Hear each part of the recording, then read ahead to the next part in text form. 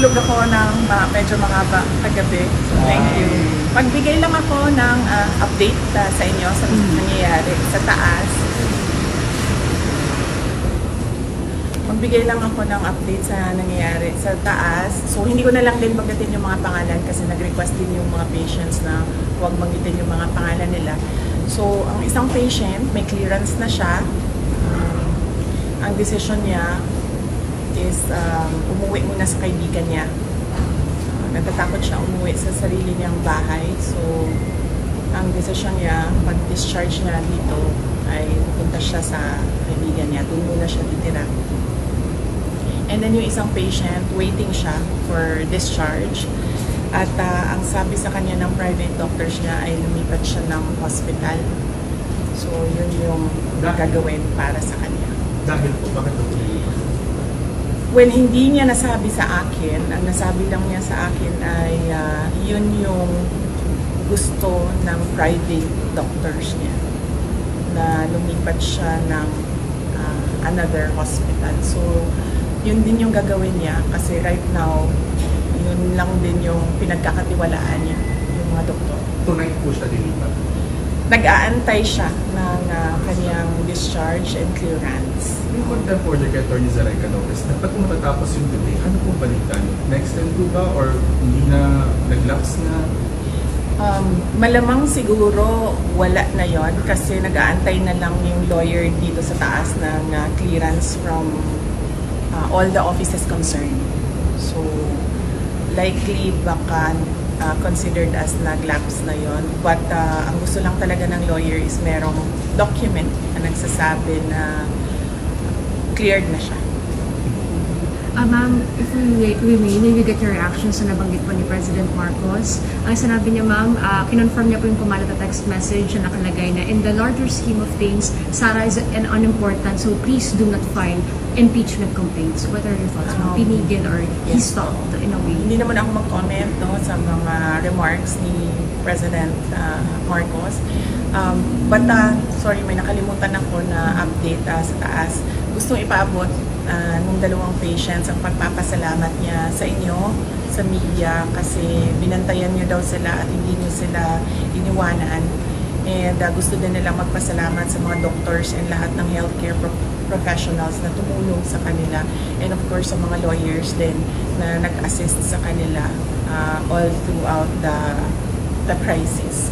So, isa din yun sa mga message nila galing sa taas. Salamat daw sa inyong lahat. At dahil daw may clearance na, pwede na rin daw, cleared na rin daw kayo from them na umalis or iwanan sila dito. Isa sa kanila lalabas sa pag-tweet. Sure. Ang isa, nakaalis na. Oo, nakaalis na yung isa. Ang isa na lang yung nag-aantay ng clearance. Possible din po lumabas today. Possible din po ma-discharge. Well, hopeful sila na merong ganon na mangyayari today. Pero I think meron ng assurance ang lawyers na mangyayari yon ang kanyang clearance and discharge today.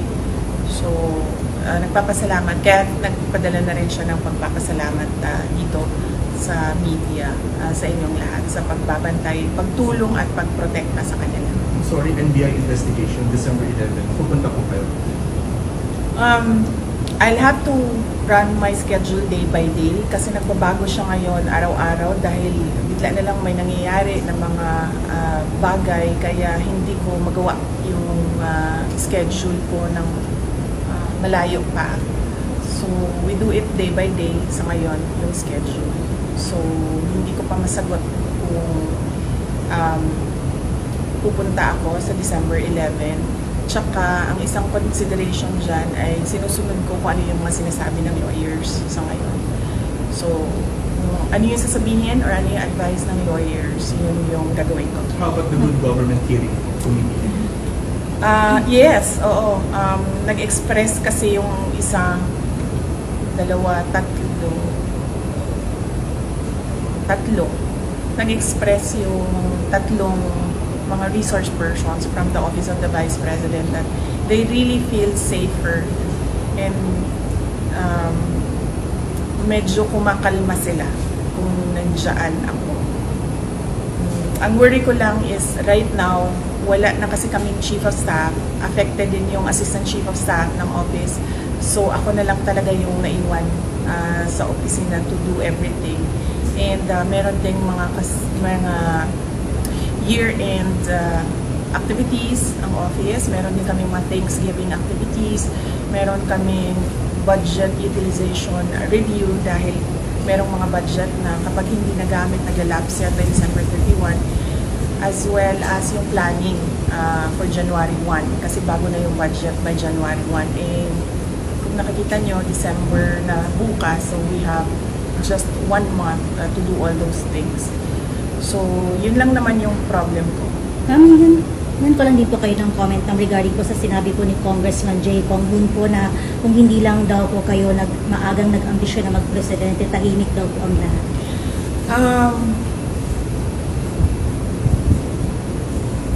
Unang-una, the presidency of 2022 was mine already. Na nanalo na ako sa surveys, lahat ng tao solid na, united na for my candidacy.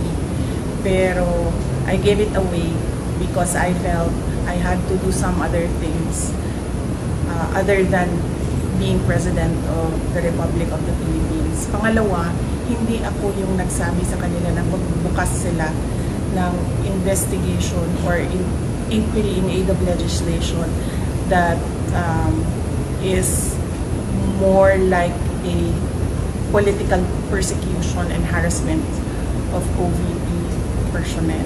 So, wag nila akong i-gaslight into saying na ako ang dahilan ng kaguluhan na ito. Ang kaguluhan na ito ay nagsimula sa sa terrorism nila, sa harassment nila, sa threats nila sa mga personnel ng Office of the Vice President. Ma'am, clarification lang po, nag-resign na po ba si Attorney Zulay? And when? Hindi pa siya nag-resign, pero nagsabi siya na mag-i-indefinite leave na siya. So, once ma-cleared siya dito, she will file an indefinite leave from the Office of the Vice President. Ang sabi ng Presidente, never say never kung mag-reconcile kayong dalawa. Anong comment po? Will not comment on the remarks of President Marcos sa ngayon. Thank you. Message na lang sa mga supporters sa EDSA Shrine. Yes, oo. Well, nagpapasalamat din kami sa mga supporters namin sa EDSA Shrine. And syempre yung iba pa na kahit hindi namin supporters ay nagpapalabas ng kanilang saloobin sa mga nangyayari ngayon. Dahil nagbabantay din sila sa mga pasyente natin dito sa Veterans Hospital. And nagpapasalamat din kami sa mga tao na nasa labas ng Veterans Hospital na nagbantay din sa mga pasyente. Malaking tulong yon sa akin, yung media, yung mga tao na nagbabantay. Si Senator Bato de la Rosa na hindi talaga niya iniwanan yung mga pasyente. Si Senator Bongo na nag-substitute sa akin dito.